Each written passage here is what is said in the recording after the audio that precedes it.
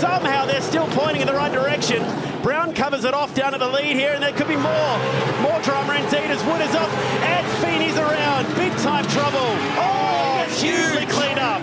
He's gone. Lap 1, corner 1, bit of a concertina effect. So one car crashes into another car and sends it spearing into Brock. These cars are made in 3 distinct pieces. There's a center cell, a front clip and a rear clip. So right now, there's only the center cell. So the engines come out, the transmissions come out, all 4 corner suspensions come off, obviously a lot of body work. It's stripped down far, far beyond what we would do in a normal turnaround. Brock's dad, Paul Feeney, loaded up this car instead of our spare car, got on the road earlier, and then we had another driver waiting for them in New South Wales to tag team so we could get the car back sooner. We had Geordie and Joel, the 2 mechanics who are specific to this car, waiting here to start the tear down, which they started yesterday. So they've torn it down, just the 2 of them, to this extent in basically 24 hours. So we've only got about 5-6 days to have the cars ready, containers loaded.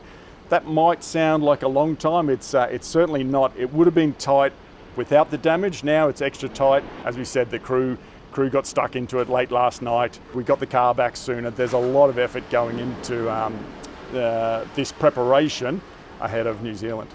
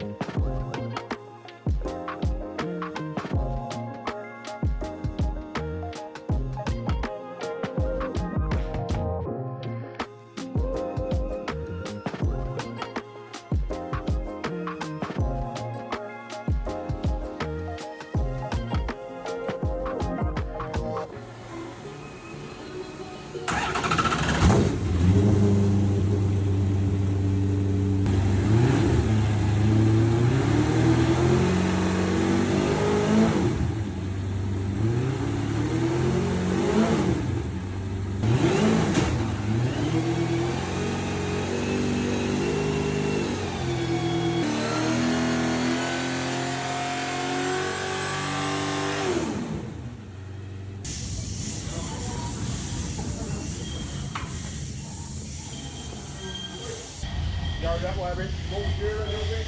Not much.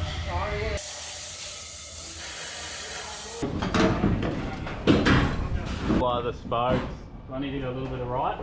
No, right.